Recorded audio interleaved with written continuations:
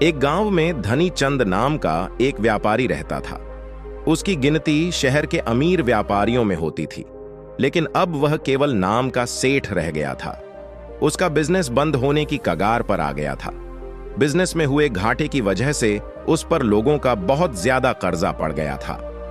उसके दिन अब गरीबों की तरह कट रहे थे और उसकी हालत का कारण उसका स्वभाव था। वह बहुत ही शांत सद्भाव, शांत स्वभाव वाला व्यक्ति था। वह दूसरों की बातों पर बहुत जल्दी यकीन कर लेता था, इसलिए उसे मूर्ख बनाना बहुत आसान था। चतुराई उसके अंदर थी ही नहीं। लोगों ने उसके सरल स्वभाव का फायदा उठाकर उसे इस हालत में पहुंचा दिया था। उसके कुछ चतुर दोस्तों, रिश्तेदारों और अन्य व्यापारियों ने उसके खिलाफ साजिश रचकर उसे अपनी चिकनी चुपड़ी बातों में ऐसा फंसा लिया कि उसका बिजनेस बंद होने की कगार पर पहुंच चुका था। धनी चंद सेठ इन चालाक लोगों की बातों को समझ नहीं पाया था, लेकिन अब वह अंदर से टूट चुका था। अब उसे अपनी गलतियों का एहसास हो रहा था। एक दिन धनी चंद सेठ के सामने उन लोगों की सच्चाई सामने आ जाती है। वह सोचता है कि जिन लोगों को वह अपना समझता था, उन लोगों ने ही उसे धोखा दिया है, जिसके कारण सेठ हमेशा अपनी हालत के बारे में सोचता रहता और खुद को कोसता रहता। अब उसके दिन बहुत ही तनाव वाले और उदासी के साथ बीत रहे थे। उसकी पत्नी अक्सर उससे झगड़ा करती रहती। अन्य सेठ अब अपना कर्जा मांगने के लिए हर रोज उसके घर पर आते। एक लंबी सेठों की भीड़ ने उसे बहुत ही ज्यादा गहरे सदमे में डाल दिया था। वह अब उन सेठों से बचता बचाता छिपने लगा। अपनी इस हालत से परेशान होकर उसने आत्महत्या करने का फैसला किया और वह आत्महत्या करने के लिए दूर एक पहाड़ी की ओर चल पड़ा। रास्ते में उसे एक महात्मा की कुटिया दिखाई दे। कुटिया में बहुत शांति और सुकून था। सेठ धनी चंद ने देखा कि उस महात्मा के सामने कुछ लोग बैठे हुए हैं और वे उनसे अपनी समस्याओं का समाधान पूछ रहे हैं। ये देखकर सेठ को बहुत ही ज्यादा जिज्ञासा हुई। कुटिया से बाहर आ रहे एक व्यक्ति को उसने रोका और महत्व के बारे में वह पूछने लगा। उस व्यक्ति ने सेठ धनी चंद की ओर देखा और कहा कि वह महात्मा आसपास के सभी गांवों, कस्बों और शहरों में बहुत ही ज्यादा प्रसिद्ध है। वह बहुत ही अधिक बुद्धिमान है। वह लोगों की बड़ी बड़ी समस्याओं को चंद मिनटों में सुलझा देते हैं। वह लोगों के मन की बात जानने और उनके झूठ को पकड़ने में माहिर है। उन्होंने मानव स्वभाव के बारे में गहराई से अध्ययन किया है और इसे समझने में उन्होंने महारत हासिल की है। वह किसी को भी अपनी बात पर सहमत करने के लिए चुटकियों में सहमत कर लेते हैं, इसलिए उन्हें चतुर बाबा के नाम से भी जाना जाता है। वह व्यक्ति सेठ धनी चंद की ओर देखकर कहता है, अगर आपको भी कोई समस्या है तो आप उनसे समाधान पूछ सकते हैं। यह कहकर वह व्यक्ति वहां से चला जाता है। इसके बाद वह सेठ चुपचाप लोगों की भीड़ में बैठ गया और अपनी बारी आने का इंतजार करने लगा। भीड़ को खत्म होने में शाम हो गई। अब सेठ की बारी थी। उसने महात्मा को प्रणाम किया और दुखी मन से अपनी सारी घटना के बारे में बता दिया।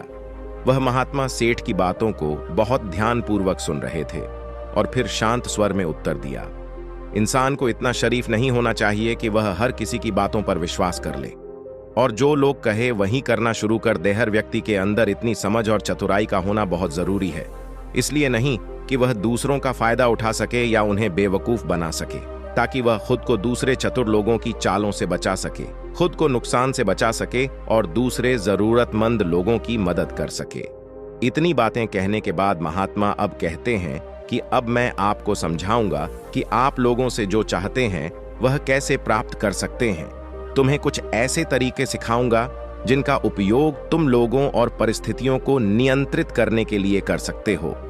इसके अलावा तुम्हें यह भी पता चल जाएगा कि धोखेबाज लोगों को कैसे पहचानें और उनसे खुद को कैसे बचाएं। एक साधारण व्यक्ति कैसे समझदार व्यक्ति बन सकता है।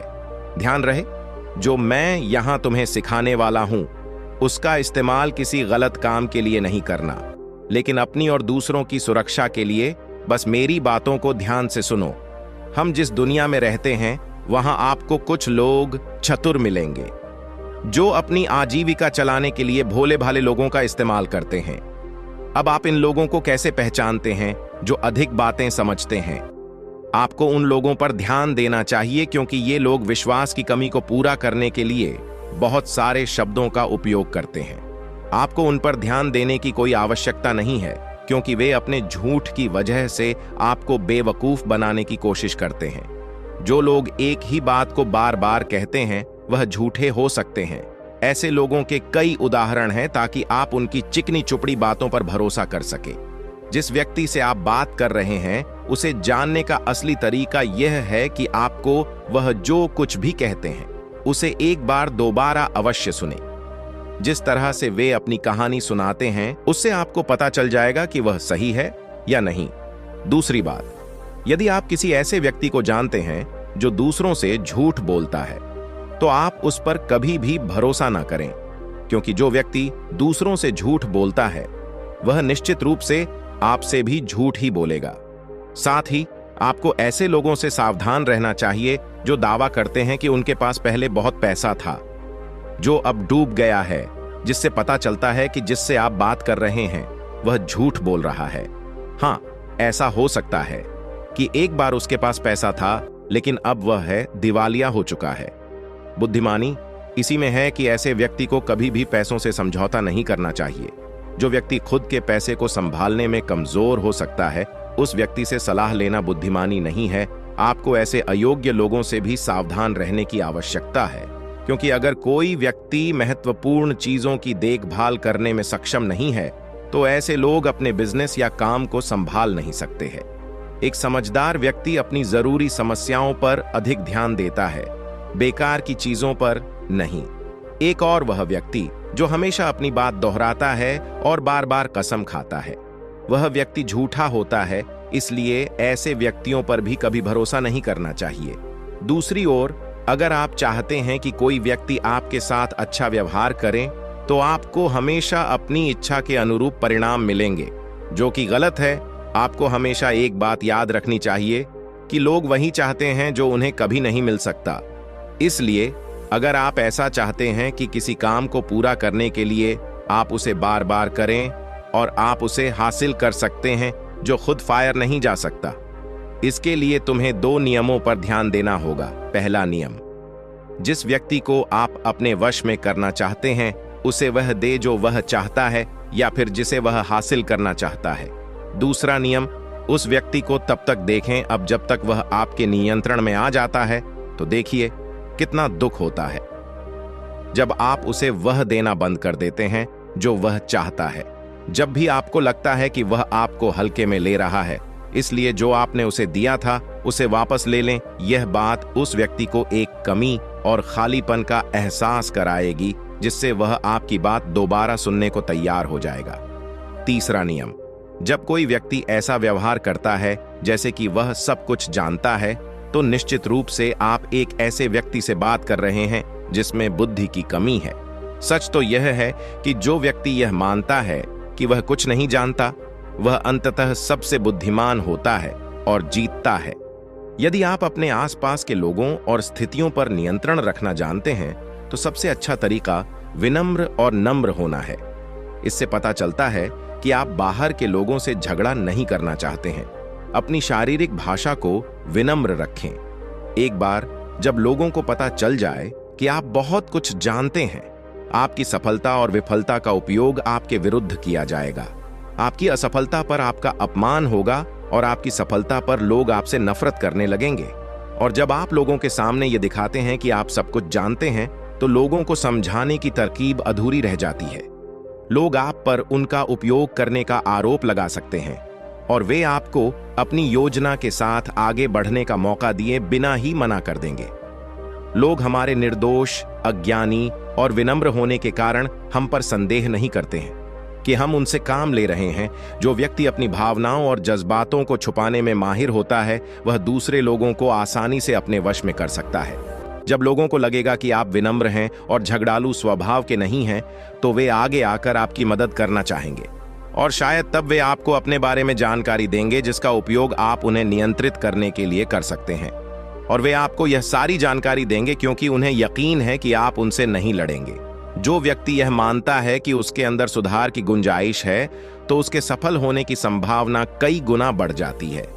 व्यक्ति के अंदर विनम्रता इसलिए भी आती है क्योंकि वह सोचता है कि उसे बहुत कुछ सीखना है, लेकिन जो व्यक्ति यह सोचता है कि वह बहुत कुछ जानता है, वह आसानी से मूर्ख बन जाता है। साथ ही एक गृहस्थ होने के नाते आपको इस बात पर भी ध्यान देना चाहिए कि आपका पैसा कहां जा रहा है, और उस मेहनत की कमाई को तब तक खर्च न करें जब तक आपको उस पैसे के बदले में वह न मिल जाए जो आप चाहते हैं। इसका मतलब यह है कि अगर आप सामान लिए बिना पैसे देते हैं तो धोखा मिलने की संभावना बढ़ जाती है। ऐसा भी हो सकता है कि अगर किसी ने आपका पैसा पहले ही ले लिया है तो वह अपना वादा नहीं निभाएगा। इसलिए सुरक्षित रहने के लिए उस व्यक्ति को पैसे देने से पहले सावधानी बरतें। जो चीज आप उससे पाना चाहते हैं उसे प्राप्त करें। चौथा नियम, लोगों को समझाने का सबसे अच्छा तरीका यह जानना है कि आप किसका मन बदल सकते हैं और किसका नहीं।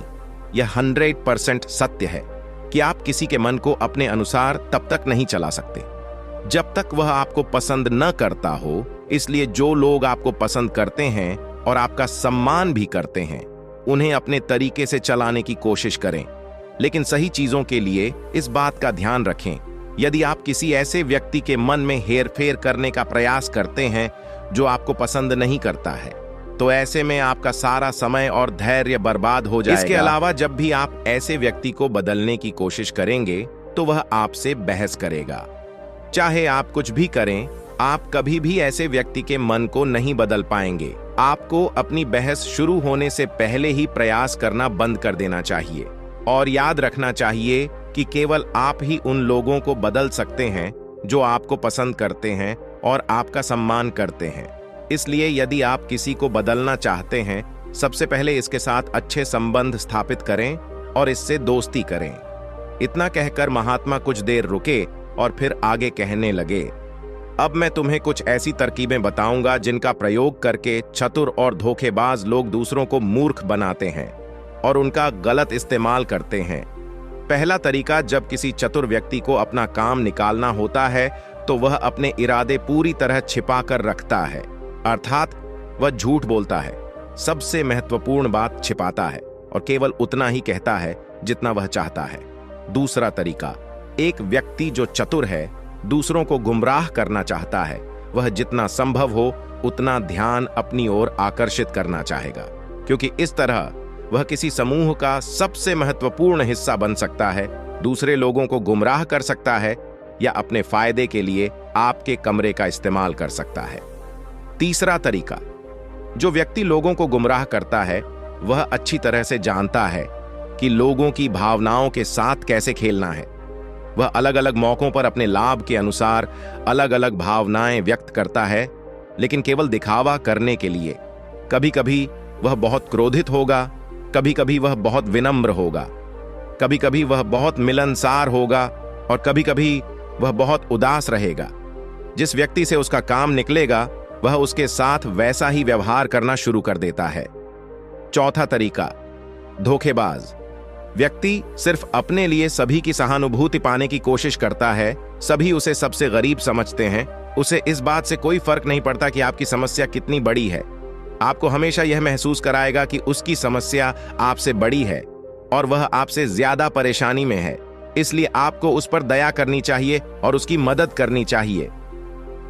पांचवां तरीका, एक चतुर व्यक्ति जो आपको नियंत्रित करना चाहता है, उसकी अपनी इच्छा के अनुसार आपको यह सोचने पर मजबूर कर देगा कि वह आपके जीवन का सबसे महत्वपूर्ण व्यक्ति है। आप इसके बिना काम नहीं कर सकते, लेकिन वास्तव में ऐसा नहीं होता है।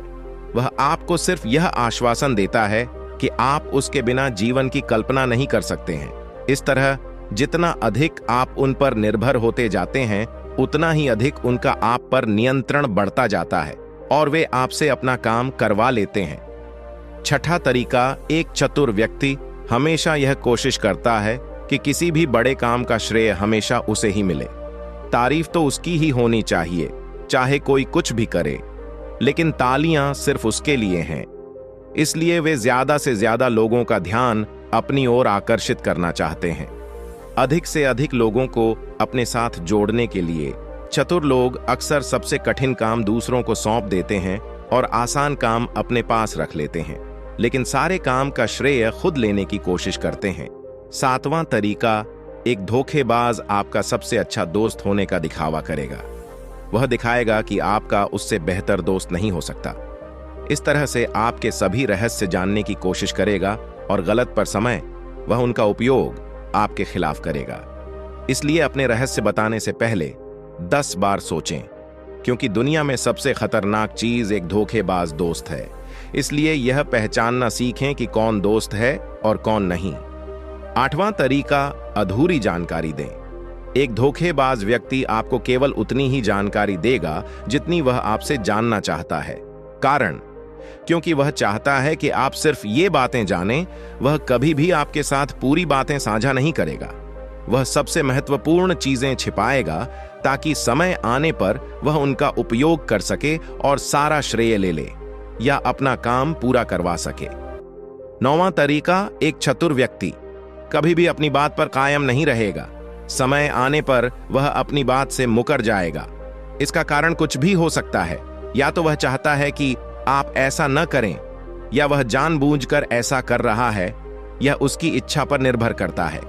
10वां तरीका, वे ऐसा दिखावा करते हैं जैसे उन्हें कुछ भी पता नहीं है। वे सबसे निर्दोष हैं। हालांकि उन्हें उस समय उस घटना के बारे में सब कुछ पता है, लेकिन फिर भी वे आपके मुंह से सब कुछ सुनना चाहेंगे, क्योंकि कल को अगर उनके मुंह से कुछ ऐसी बात निकल गई जो नहीं कहनी चाहिए थी, तो वह आपका नाम ले सकते हैं कि उसने मुझे बताया। या वे निर्दोष बने रहें ताकि वे अपनी जिम्मेदारियों से बच सकें। जितना उन्हें मिल सकता था उससे अधिक काम के बोझ से दूर रहें। वे जानबूझकर ऐसा करते हैं ताकि कोई उन पर ध्यान न दे और वे महान चीजों से बच सकें। 11वां तरीका, दूसरों पर उंगली उठाना या दोष देना। एक चतुर व्यक्ति हमेशा अपने हाथ खाली रखना चाहेगा, अर्थात उसे कोई कड़ी मेहनत या अधिक जिम्मेदारी नहीं निभानी पड़ेगी।